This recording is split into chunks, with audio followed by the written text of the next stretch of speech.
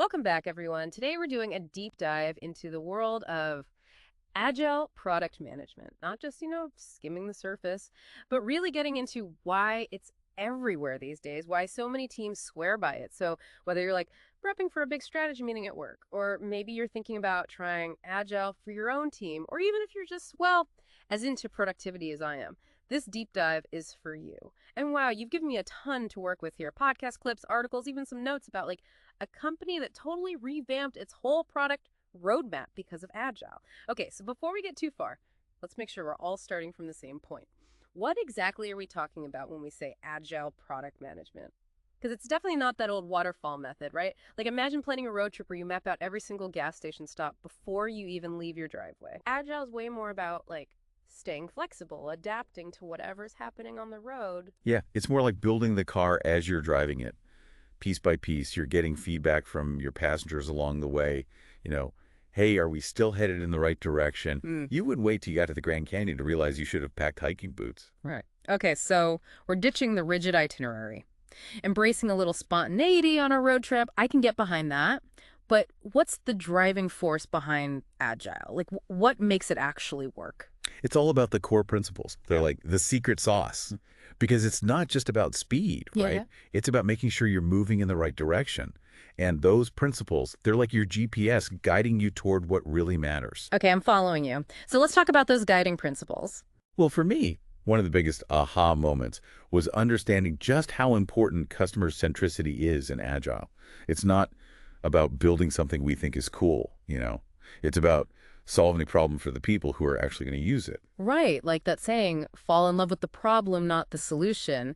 You got to really understand the pain points before you can even think about fixing them. Exactly. And that leads right into another big piece of Agile iteration. You've probably heard that fail fast, fail often idea. Yeah. But it's not about like aiming to mess things up. It's more like, imagine you're an artist sketching something. You wouldn't expect a masterpiece on the first try, would you? Definitely not my artistic skills. So you start with a rough outline, you get some feedback, you refine it, and gradually you get closer and closer to that final vision. And speaking of sketches, one of the things you sent over mentioned the software company. They were building this really complex project management tool, but then through user testing, they realized that their target audience, which was small business owners, were totally overwhelmed by all the features. So they actually pivoted and created this simplified version that focused on just the essentials, and it became a huge success. See, perfect example. And those iterations, they work best when you've got good collaboration happening. Yeah. That's actually one of the things that really sets Agile apart. That emphasis on breaking down those silos between teams. We don't want designers, developers, and marketers all off in their own little worlds. Agile is all about open communication, making sure everybody's on the same page. So it's more about collective genius than individual brilliance. Yeah, exactly. Bringing all those different perspectives together. And that ties into the last principle too, embracing change. Remember those detours on our road trip? Well, Agile teams, they're prepared to adjust their route. Sometimes you discover something even better that way. Right. And in product development, things change fast. Things change really fast. So being able to adapt, that's crucial. Totally. It's like those old school fold-out maps. They look impressive, but good luck trying to refold one when you're in a hurry. You got it. Agile's about recognizing that change is going to happen. And the best way to handle it is to be ready to move with it. It's like they say, the only constant is change, right? But Agile's like, instead of being scared of it, you roll with it. Exactly. Okay, so we've got all this adaptability, all this collaboration. What does it actually take to be an Agile product manager? That's the million-dollar question. Imagine this.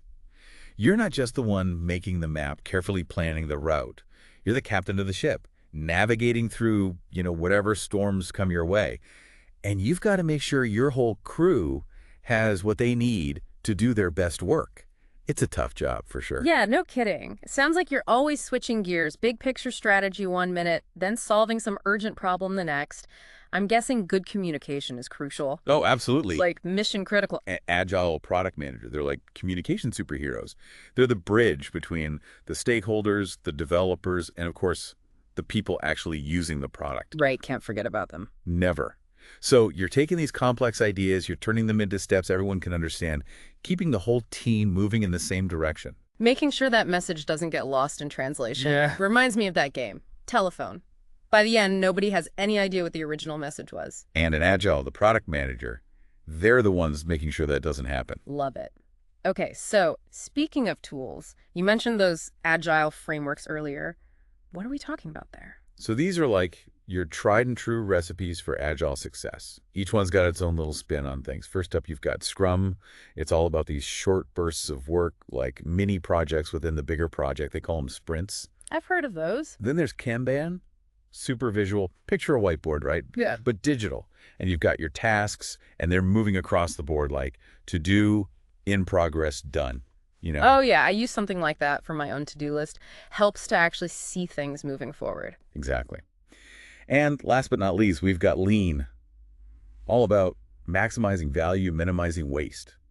It's like Marie Kondo, but for product development. If a feature doesn't spark joy, got to get rid of it. Love that. Out with the clutter. Okay, so how does a team even choose which framework to use? Well, the good news is there's no one right answer. The best framework for your team might be totally different from what works for someone else. Depends on how big your team is, how complex the project is, even your company culture plays a role. So it's like, don't be afraid to experiment a little. Exactly. Find what works for you. Awesome. This has been so helpful, really insightful stuff. Before we wrap up, any final thoughts for our listeners out there? You know, if there's one thing I want everyone to take away from all this, it's that. Agile. It's not just some set of rules, some buzzwords people throw around. It's really a mindset. It's about being flexible, being collaborative, and never losing sight of what's actually valuable. Couldn't have said it better myself. Embrace the change, listen to your customers, keep iterating. Words to live by. Thanks for joining us for this deep dive into Agile product management. Hope you found it useful, maybe even a little inspiring. And until next time, keep those Agile wheels turning.